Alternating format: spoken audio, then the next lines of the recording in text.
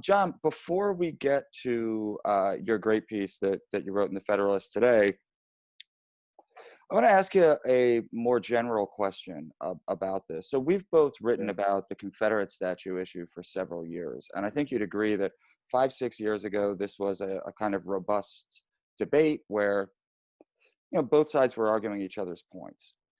We've now come to a position where certainly the left-wing media, but also to a large extent the mainstream media, does not even allow the hearing of arguments in favor of Confederate statues. But at the same time, in 2017, polling was done that showed only 33% of Americans supported taking the statues down.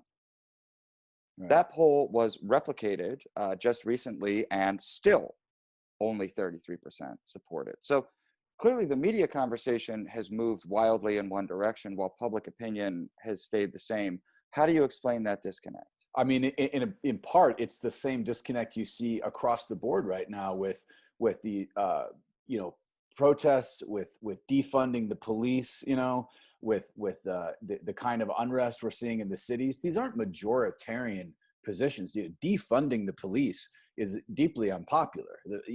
Large majorities of Americans in both parties do not want to defund the police. And so I think part of it is that the media tends to reflect these voices that are not representative of the American electorate at large on a whole range of issues.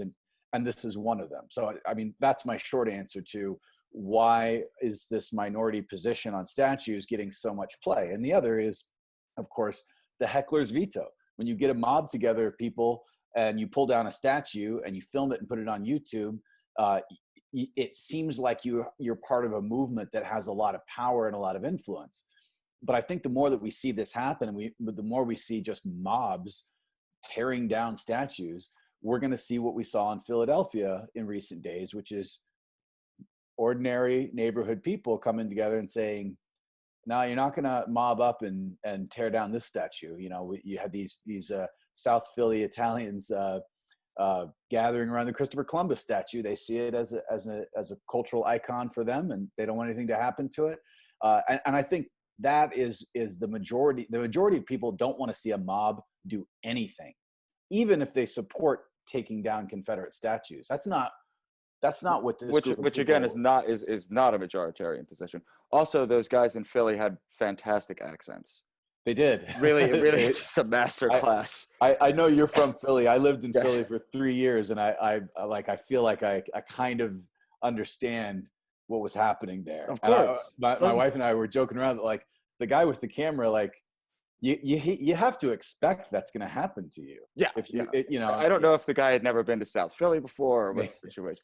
But let's get closer to the heart of what you wrote today, which I think is extremely important, and it has to do with this notion of limiting principles. Because going back to those wonderful conversations that we were having 5, 6 years ago with our friends at the Atlantic and other great publications, the one thing they assured us of was that we were talking about traitors who were literally defending human slavery. Of course, this isn't going to apply to Columbus. Of course, this isn't going to apply to Jefferson and Washington and Churchill. That was a ridiculous argument that we were making, an absurd straw man.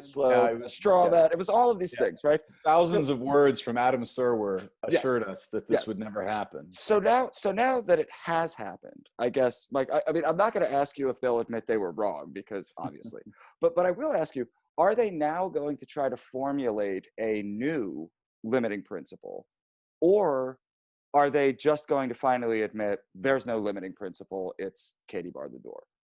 So I referenced this in the piece today. Andrew Schultz, the comedian, came out with this video over the weekend that was widely shared, where he tried to define a limiting principle. He's like, "Look, guys, it's going after Lincoln and the founders is crazy. They may have had some problems. They may have been racist like your grandmother, but they weren't traitors." And it is really sort of struck me how out of touch with what's happening that his video and his argument was. It reminded me of the Atlantic think pieces about this 4 or 5 years ago, which is like, "Oh, no one's going to dynamite Mount Rushmore. You're just trying to avoid the hard conversations we're having about Robert E. Lee." So yeah, you're right. We're way past that now. I wouldn't bet that they would say like, oh yeah, we were wrong. I guess the people who want to tear down the statues hate America.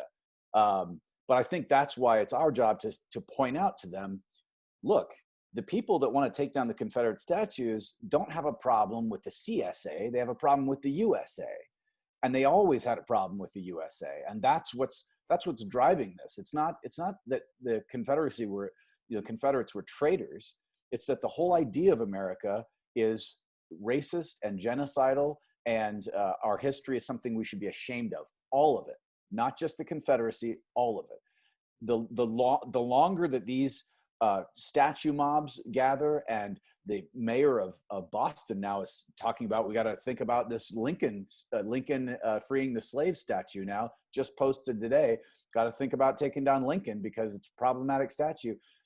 The harder it will be for the quote unquote moderate liberals who assured us this would never happen, right, to maintain their position. Now, I will say, so, Boston and Philly are one thing, but there were reports, I guess over the weekend, that there were protesters in San Antonio, Texas, where you're in Texas, not San Antonio, that's but right, who were contemplating the concept of taking down the Alamo. Now, I'm in Brooklyn. I don't know a lot about Texas, so I'll defer to you.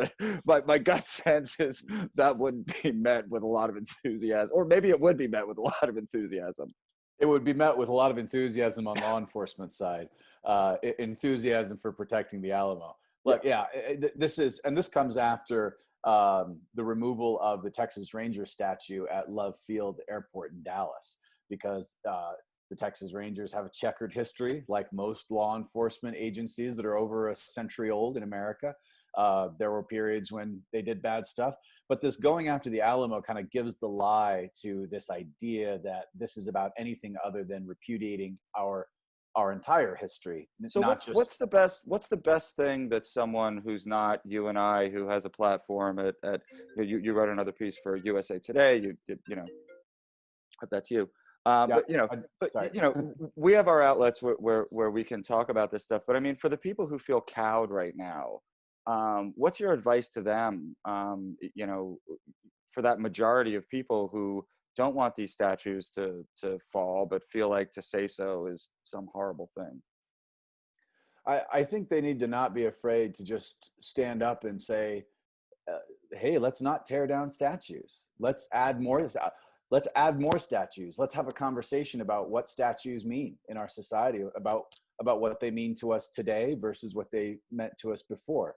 And let's talk about it and debate it in good faith. And that was one of the things that always frustrated me about these polite discussions we had 5 years ago with our friends in the mainstream press, is that their arguments and their articles were not in good faith. They weren't taking the issue seriously, and now we've come to this terrible impasse, right? Where forget about statues. If you say you don't support Black Lives Matter, you're a racist and you're fired, right? But people need to be willing to stand up and say, look, I don't agree with everything this historical person did in their lives. I don't endorse every action they took, but the statue is important to me, and the accomplishments of this person is important to me. And more than that, every monument doesn't have to be, doesn't have to honor and glorify the person who's depicted in it. Sometimes statues and monuments and gravestones, they serve to remind us of what not to do and what not to repeat. And they remind us of our history. And history is the one thing that's being thrown under the bus here that nobody wants to talk about in an honest way. Absolutely. Absolutely. So, everyone run out. What's the title of your piece, John? I can't remember. It's something like, if they're coming for the statues, and what is it? It's something about all right. You people go to the Federalist. You'll find it. Just read all John's pieces. All right, John. Thank you for joining me and us here at the Federalist YouTube page, and thank everyone who checks it out. Talk to you soon, man. All right. Thanks, Dave. Bye.